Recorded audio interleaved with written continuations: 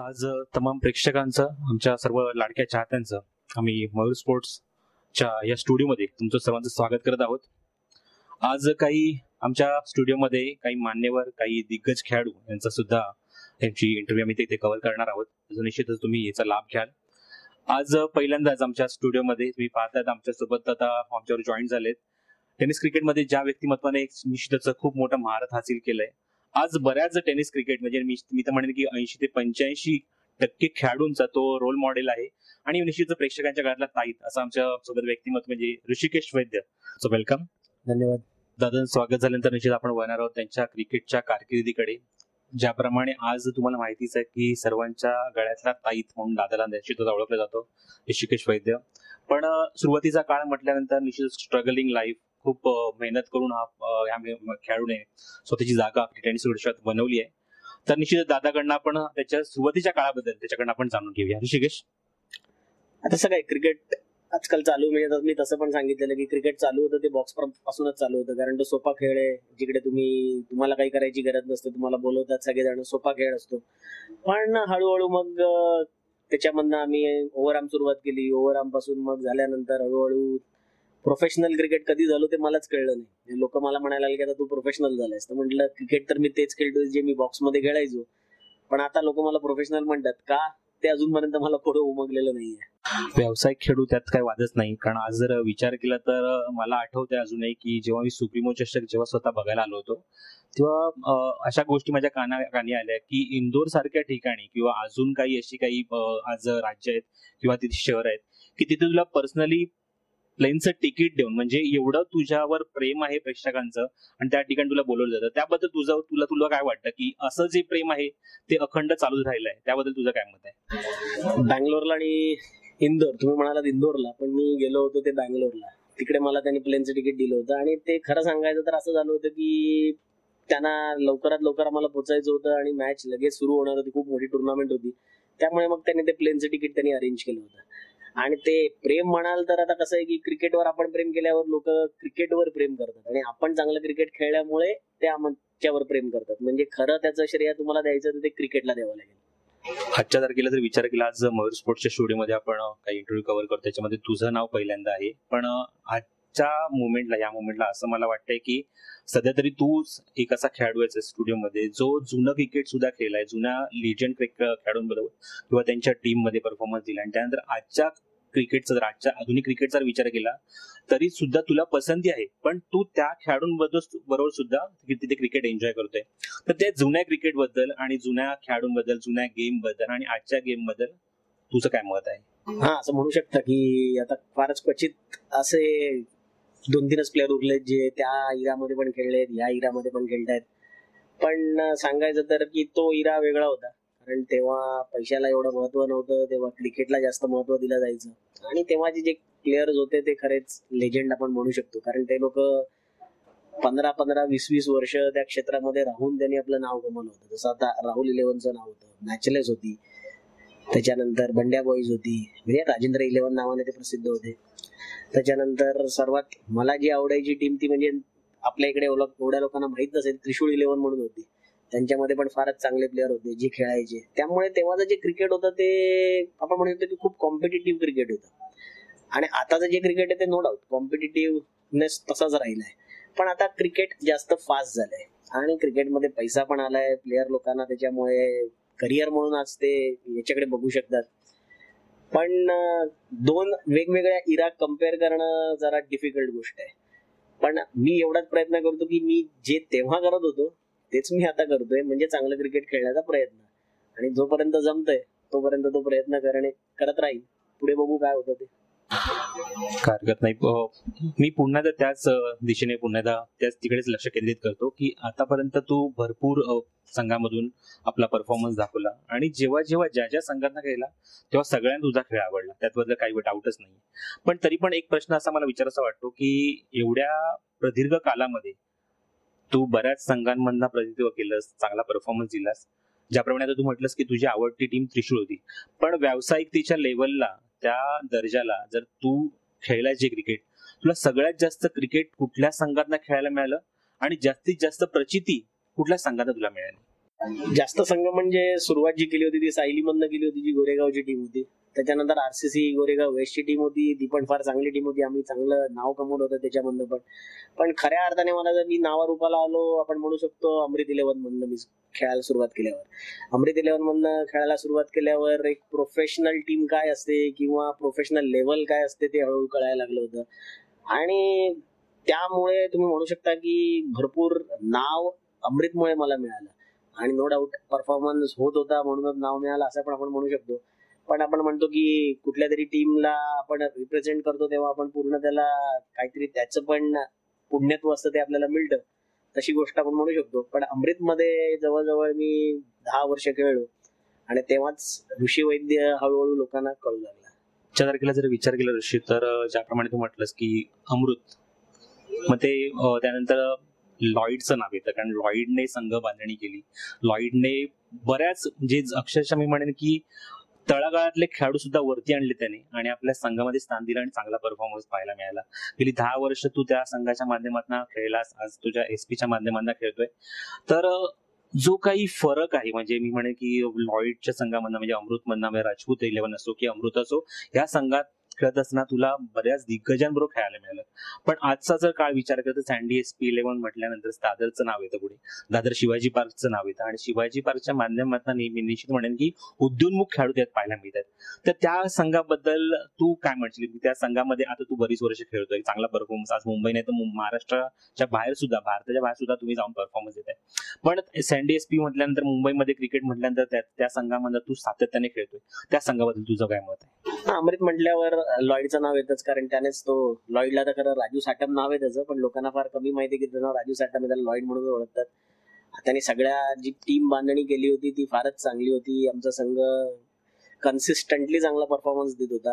आम्ही भरपूर क्रिकेट एकत्र खेळलो आणि आता मी सँडी एसपीला खेळलो. सँडी एसपीला माझे 2 वर्ष पूर्ण झाले, ते 3रं वर्ष.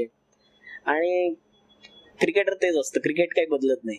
क्रिकेट जे मी अमृतला खेळलो तसंच क्रिकेट मी आता सँडी एसपीला खेळतो.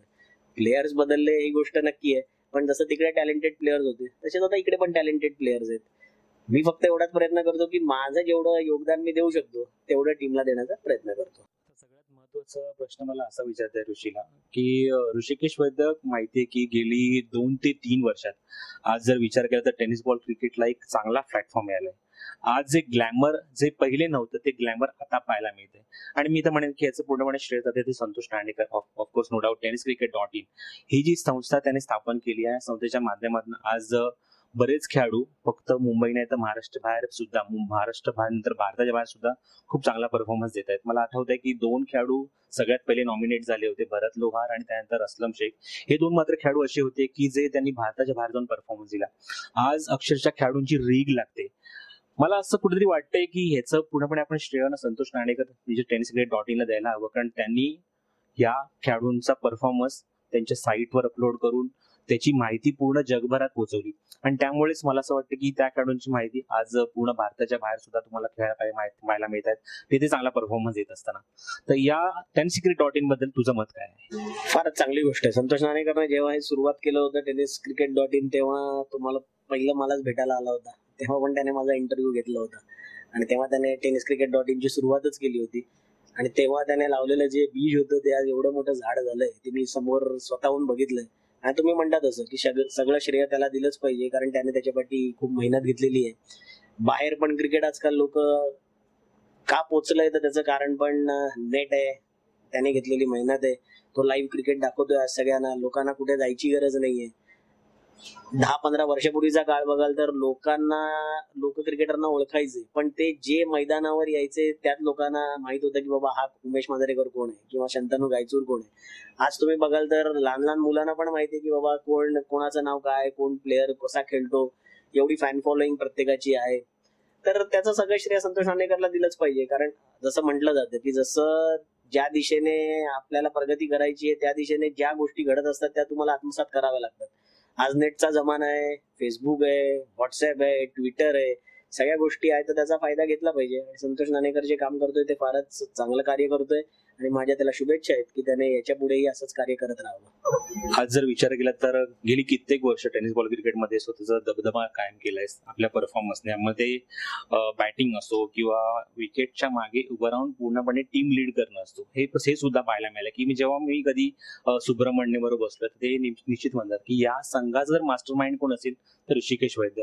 आज भरपूर वर्ष क्रिकेट खेळलाय, भरपूर अनुभव तुझ्याकडे आहे, पण जी नवीन पिढी तयार होते, काही त्यांच्यामध्ये अग्रेशन्स भरपूर आहेत, काही ऍटिट्यूड भरपूर आहेत, या सगळ्या गोष्टींना कुठेतरी अंकुश बसायला हवा असं मला वाटतं.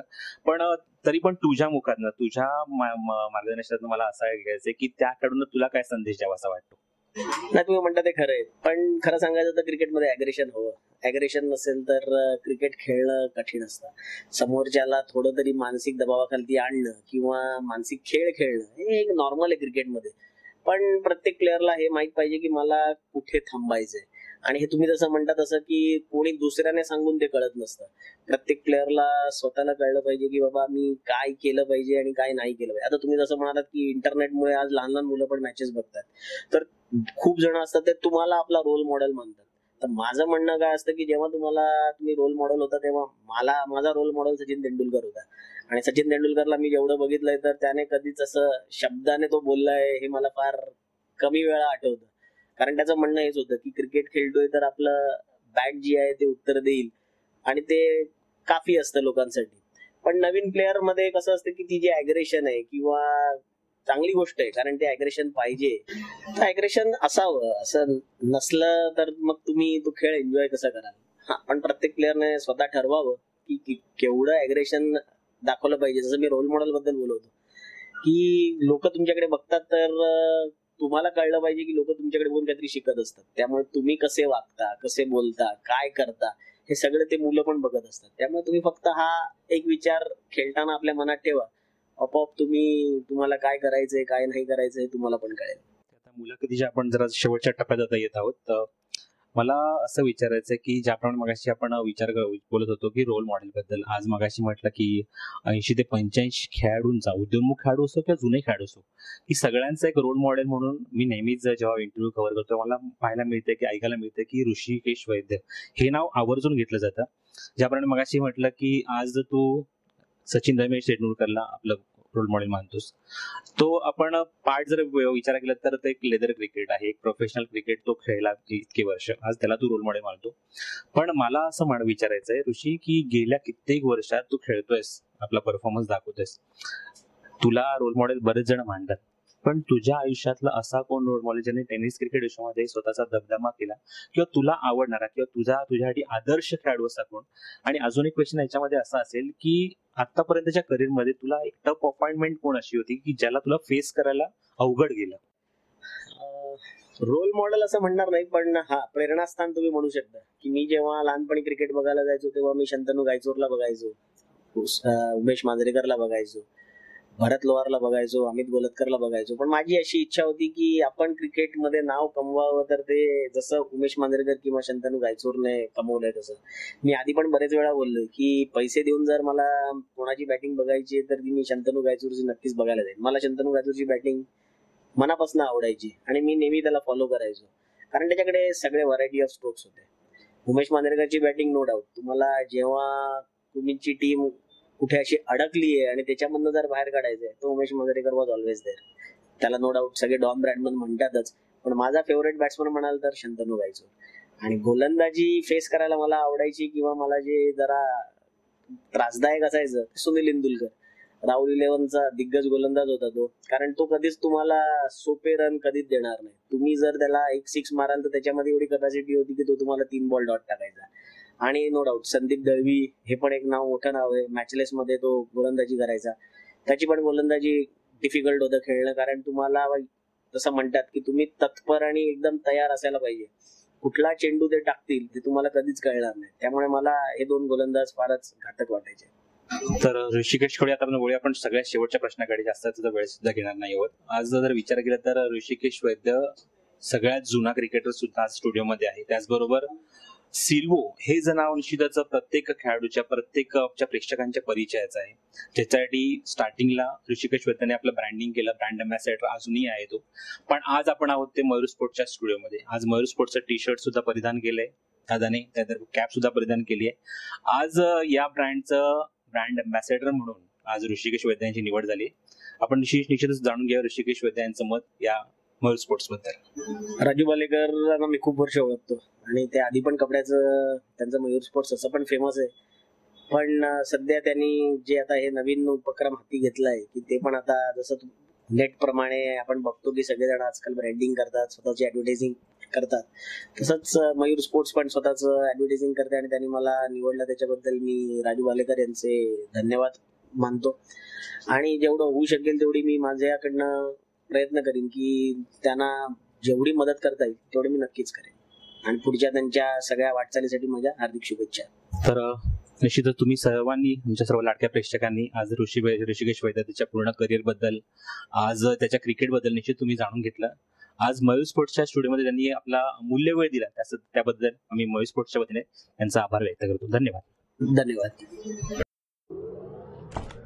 TennisCricket.in, India's first tennis ball cricket website.